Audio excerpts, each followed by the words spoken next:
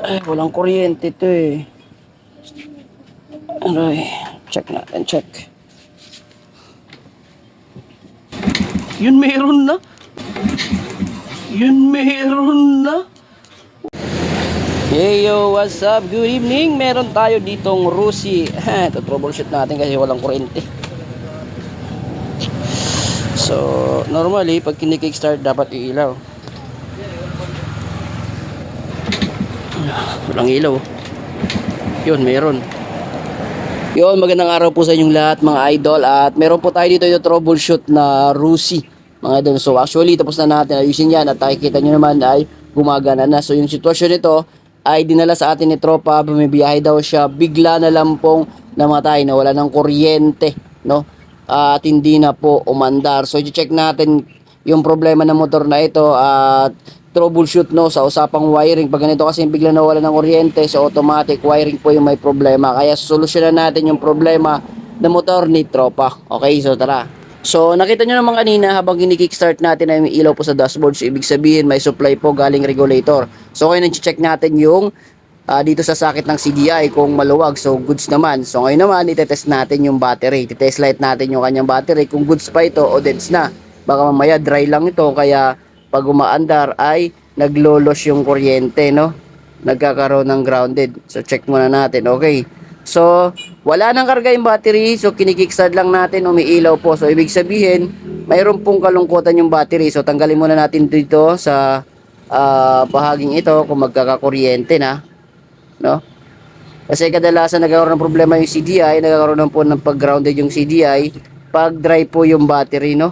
Okay. So tanggalin muna natin sa fuse at check natin kung may kuryente na. So usapang battery operated kasi mga idol, pag naka battery operated ka, so dapat wala pong grounded o wala pong problema sa yung electrical sa dinadaluyan po ng accessories wire o sa dinadaluyan po ng positive para umandar po ito. So kung may konting problema ay hindi po talaga siya aandar at hindi may magkakakuryente. Kaya ang gagawin mo dyan, nahanapin po talaga yung pinaka source kung saan po yung may grounded at alisin natin yan para mag-function ng maayos ang battery operated na wiring function. So, check na natin, check.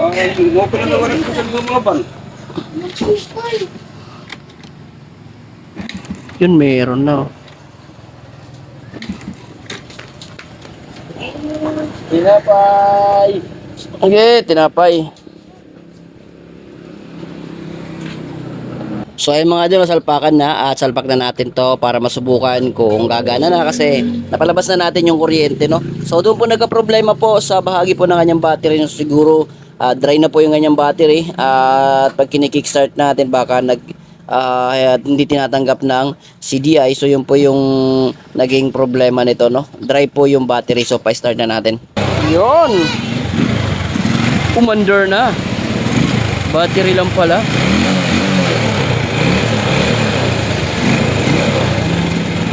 Yun, so anong paliwanag dyan?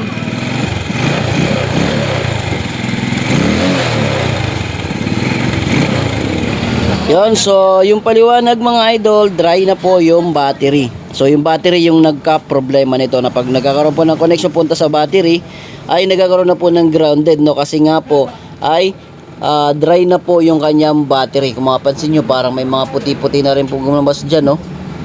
Alright, so yun po yung naging dahilan nito kung bakit ayaw mag-start, no?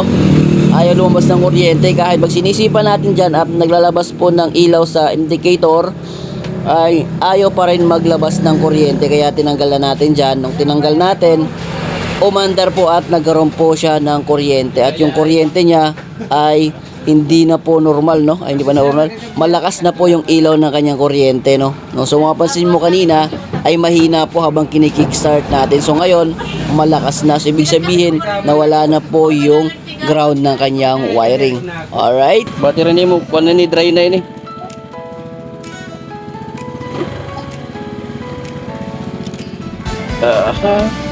Kanina makabiling ka nga ni parating battery, palitin na lang yan. Try natin battery, nasikal. Anso ka din ni kada ko, ada ni mga 650 or 700. Alright. Anabagit ko sa dulo din ano kay Butang dawan ng bakal din. Nautdan ka dito ng kon. pinaglak.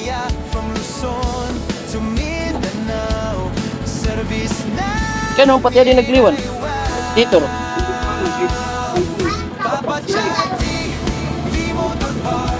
Hindi pa ito. Bisan paksi.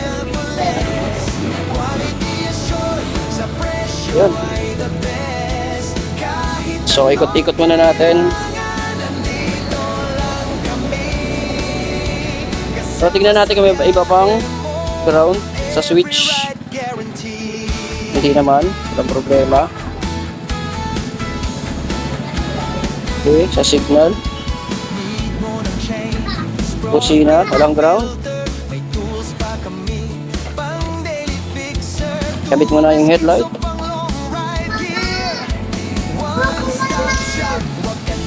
Ilaw pa naman siya. Oraylo. Oo.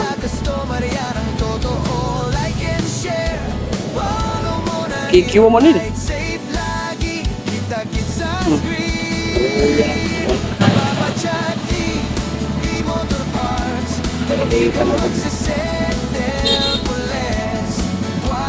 Probaran kon. Ini kasi nga sugod din klase nga sobrang blue. Nasunog ini kita daw sunog.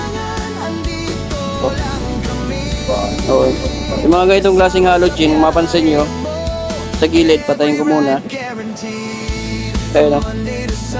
Nasunog. Yung mga ganit, kung bibili kayo ng ganitong klaseng halogen, yung kulay blue, yung may kulay blue, masyadong mainit po yan.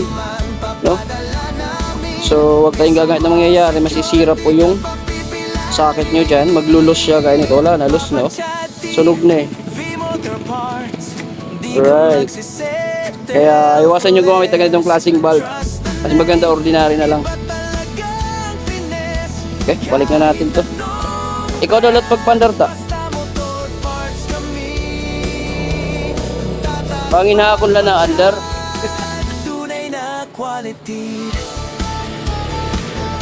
Trok. Susi.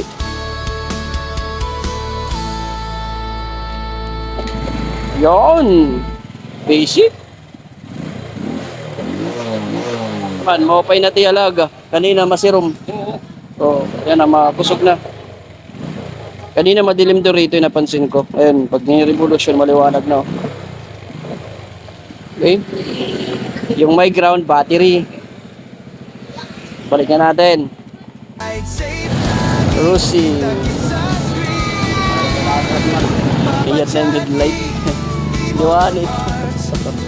Itaas ko na. Ali din nalaga.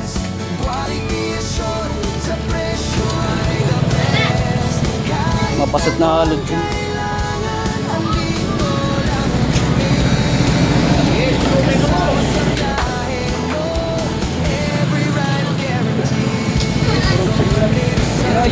Okay, tayo tayo.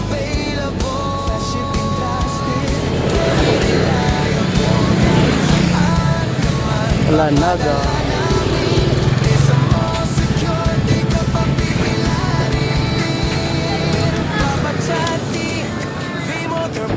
Ba, di pa gumara mag-drive bata. Okay. Kumambyo mo ko yan. Ay, wag lumugang. Pero sirum-sirum mo. Tas, ito, sirum-sirum mo. Lanaga. Tunay na quality.